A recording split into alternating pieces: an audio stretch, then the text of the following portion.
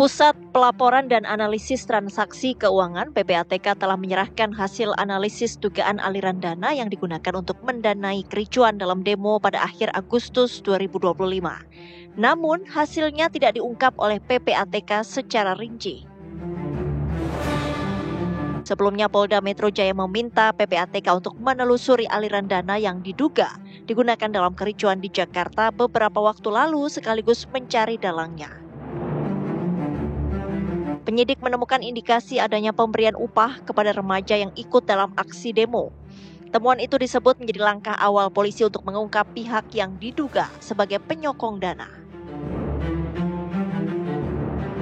Berdasarkan hasil penyelidikan, sejumlah pelajar dan anak-anak ikut dalam aksi unjuk rasa karena melihat ajakan di media sosial. Polisi pun telah mengamankan banyak pelajar pada akhir Agustus lalu. Polda Metro Jaya telah menetapkan 43 orang sebagai tersangka terkait demo anarkis di Jakarta. 1 di antaranya masih berusia di bawah 18 tahun. Lantas apa hasil analisis yang dilakukan oleh PPATK? Betulkah ada aktor utama yang mendanai demo ricuh Agustus lalu? Dan siapakah dalang tersebut? Ya, itu tadi yang menjadi pertanyaan. Apa saja yang menjadi temuan dari PPATK? Kami akan membahasnya pemirsa bersama sejumlah narasumber. Bersama kami sudah ada Irjen Pol Purnawirawan Arianto Sutadi yang merupakan penasehat ahli dari Kapolri. Selamat malam. Assalamualaikum. Selamat malam. Sudah hadir bersama kami. Terima kasih Pak Arianto. Dan juga telah terhubung pula bersama kami Pak Dadang Trihartono yang merupakan Deputi Analisa dan Pemeriksaan dari PPATK. Selamat malam. Assalamualaikum Pak Dadang. Waalaikumsalam, selamat malam Mbak. Iya, Pak Dadang, kami ingin mengetahui sebenarnya awal mula untuk dilakukannya penelusuran ini mekanismenya seperti apa Pak? Jadi seperti halnya dengan dugaan tindak pidana lainnya, kami bekerja itu baik secara proaktif, artinya kami menginisiasi proses penelusuran aliran dana terlebih dahulu, setelah menemukan hasilnya kami sampaikan kepada penyidik, atau reaktif. Artinya penyidik sudah memulai kasusnya lalu meminta aliran dana ke kami untuk menguatkan atau mensinkronkan dengan alat-alat bukti yang ada. Jadi prinsipnya ada 2 mekanisme kerja tersebut di PPATK. Kapan awal mula dari Polda Metro Jaya ini meminta kepada PPATK untuk melakukan penelusuran tersebut, Pak Danang? Ya, jadi setelah kerusuhan itu terjadi kami terus berkoordinasi baik dengan Polda Metro maupun pihak yang lainnya. Kira-kira ada nggak aliran dana yang perlu kami cek dan perlu kami telusuri lebih lanjut. Nah, dari aliran dana itu kan kita bisa melihat sumber dananya dari mana, lalu tujuannya untuk apa. Nah, dari tujuan-tujuan itu nanti pihak berwajiblah yang akan menggali motif dari transaksinya. Misalnya si A sudah ditangkap, dia menerima dari B, ini uangnya motifnya apa, lalu yang ditangkap ini mengirimkan uangnya ke CDE. Nah, CDE ini dia di lapangan perannya seperti apa, nah ini uangnya untuk apa, untuk mensinkronkan hal seperti itu adalah kewenangan penyidik. Lantas dibutuhkan berapa lama untuk dilakukannya hasil analisis ini untuk kemudian diserahkan kepada Polda Metro Jaya, Pak Danang?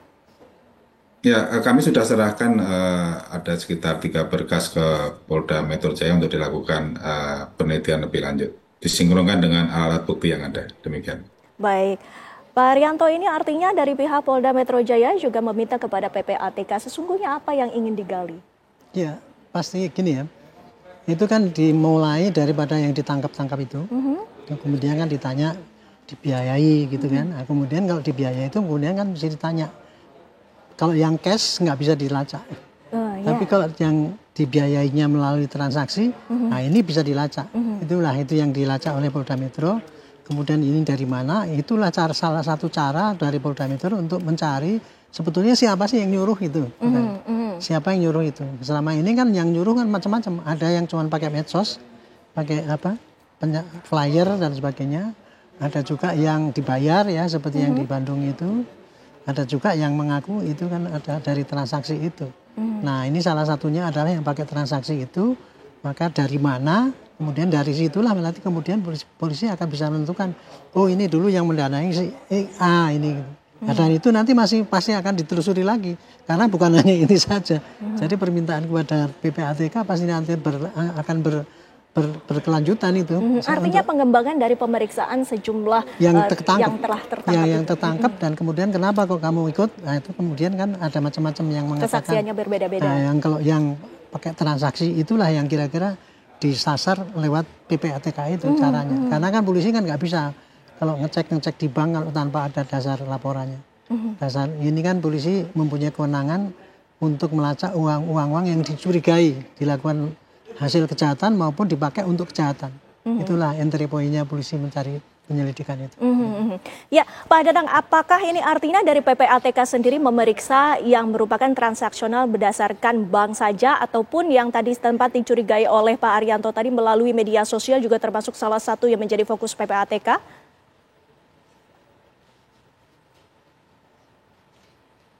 Pak Dana? Jadi fokus kami adalah kepada pihaknya dulu. Pihak ini siapa, lalu transaksi apa yang dia gunakan. Kalau dia hanya menggunakan perbankan tentu ya kami hanya mengecek di banknya. Tapi kalau dia menggunakan misalnya apa istilahnya e-wallet, lalu seperti Shopee Pay, seperti GoPay, ya kami akan mengarah ke situ juga. Artinya semua instrumen-instrumen keuangan yang digunakan ini akan kami telusuri dan kami lacak dan nanti akan dikuatkan dengan bukti-bukti di lapangan oleh penyidik. Saya kira demikian. Apakah bisa dijelaskan lebih rinci yang sudah diserahkan kepada pihak kepolisian ini kategorinya yang mana saja? Ya itu nanti kewenangan penyidik untuk menjelaskan. Artinya ini bukan proses yang berhenti di sini ya. Artinya ini kan berkelanjutan. Ini si A dapat lagi ke si B kemana gitu kan. Nah ini perannya masing-masing seperti apa. Bahkan ke atasnya pun juga nanti akan terus berlanjut kan. Mungkin dari si A yang memberi ini ternyata si A dari si X, si Y ya. Kami akan terus seperti itu dan ini akan kolaborasi terus dengan Polda Metro tentu saja. Ini 3 berkas yang telah diserahkan, apakah ini sudah memenuhi apa yang menjadi permintaan dari Polda Metro Jaya ataukah ada berkas lainnya, Pak Danang? Ya, itu kan nanti kewenangan penyidik itu sudah masuk ke materi penyidikan dan penyidiklah yang berwenang untuk menjelaskan. Kami PK penuh lah apa yang diperlukan penyidik untuk menyelesaikan kasus ini. Demikian. Nah, Pak Arianto, tadi juga sudah dilaksanakan mekanisme yang dilakukan oleh PPATK. Nah, dari Pak Arianto sendiri apakah sudah mengetahui sesungguhnya apa yang menjadi temuan dari PPATK ini? Saya tadi mencoba tanya sama dir yang menyidik ya, tetapi kabarnya besok akan di press release. Nah sekarang jadi nggak boleh di press release dulu. Karena tapi ya perkaraan saya besok pasti akan sampaikan ini yang sudah ditemukan, tapi setelah ini tidak akan berhenti di situ. Pasti akan dilanjutkan lagi dengan ini lari kemana. Pasti nanti akan minta lagi ke PPATK lagi. Artinya langkah yang paling terdekat yang akan dilakukan oleh penyidik apa? Ditahan dulu ya Pak Arianto, kita harus jeda sejenak pemirsa. Nanti kita akan bahas lagi lebih dalam usai jeda pariwara berikut ini. Kita lanjutkan dialog kami pemirsa. Pak Arianto, jika sudah dilakukannya penyerahan oleh PPATK tentang hasil analisis, lantas apa langkah-langkah yang kemudian akan dilakukan oleh penyidik dan juga apa sebenarnya yang menjadi tantangan utama, Pak? Ya, ini hasil dari PPATK ini merupakan satu-satunya kesempatan dari para polisi atau peluang bagi para penyidik ya, untuk bisa menelusuri siapa sebetulnya yang mendanai itu. Kalau dulu-dulu kan jarang yang pakai itu transaksi itu. Tapi sekarang karena generasi muda sekarang Mbak dibilang tadi bahwa jarang yang pakai itu. Uang dan tunai. Untuk membunuh kecepatan kan mereka ada yang pakai itu. Nah, inilah ini sebenarnya satu-satunya kesempatan. Maka polisi besok itu pasti akan mendalami ya. Kemudian mendalami tidak hanya berhenti di yang sudah datang yang disampaikan ini saja. Pasti akan dikembangkan ini kepada siapa. Pasti nanti minta tolong lagi pada PPATK. Coba ditelusuri ini. Karena kan semua yang berkaitan dengan itu kan belum tentu terkait di dalam hasutan ini. Tapi polisi yang tahu dari penelusuran hasil daripada yang di PPATK itu kemudian kan pasti panggil orangnya, kemudian tanya lagi itu sehingga itu bisa meneruskan kira-kira mana yang tersambung dengan itu. Nah, polanya apakah ini merupakan satu orang ataupun satu kelompok ataupun ada banyak pihak? Nggak bisa kita kan ya. Tapi mana jejak yang ada itulah ditelusuri. Jadi kita nggak bisa mengatakan ini kelompok atau bukan ya. Tetapi nanti bisa terbukti apabila ternyata ada dana yang larinya dari situ, berarti itu sumbernya kan. Baik. Pokoknya dengan adanya banyak transaksi menuju pada satu titik itu berarti ini kita curigai gitu. Kurang lebih gitulah. Ya, baik. Pak Danang, setelah menyerahkan hasil analisis, apakah lantas dari PPATK ini masih akan terus memantau aliran dana yang diduga menjadi salah satu sumber dana dari aksi demonstrasi ricuh pada Agustus lalu, Pak Danang? Ya, tentu saja pihak yang sudah teridentifikasi di PPATK ini kan menjadi high risk itu ya, menjadi high risk di database kami, dan tentu saja yang selanjutnya kami tidak berhenti di sini, dalam arti kan kerusuhannya juga di beberapa tempat dan belum tentu terkoneksi satu transaksi dengan transaksi lainnya. Ini kan ibarat puzzle yang harus kami pecahkan. Nah, ini tentu saja harus kerjasama dengan penyidik yang mengetahui di lapangan perannya si A, si B, si C, si D ini apa. Karena kalau transaksi ini kan sifatnya dia netral gitu ya. Si A menerima dari si B ini dalam rangka apa, ya itu perlu penggalian lebih lanjut oleh penyidik di lapangannya, dan dia melakukan apa di lapangan. Demikian. Baik.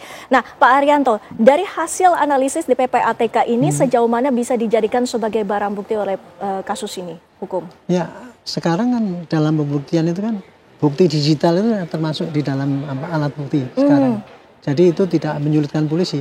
Karena kalau dulu kita sebelum itu dijadikan alat bukti, kita kesulitan untuk menjadikan alat bukti. Tapi karena sudah undang-undang menentukan begitu, maka kita sangat berharap nih dengan penelusuran inilah yang paling gampang bagi polisi untuk mendatangkan alat bukti ya.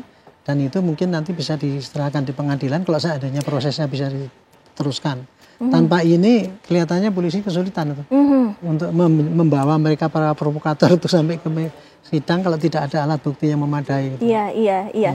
Dan apakah jika ada temuan baru, Pak Danang, ataupun pola transaksi baru yang kemudian ditemukan oleh PPATK, hal itu juga akan diserahkan kepada penyidik?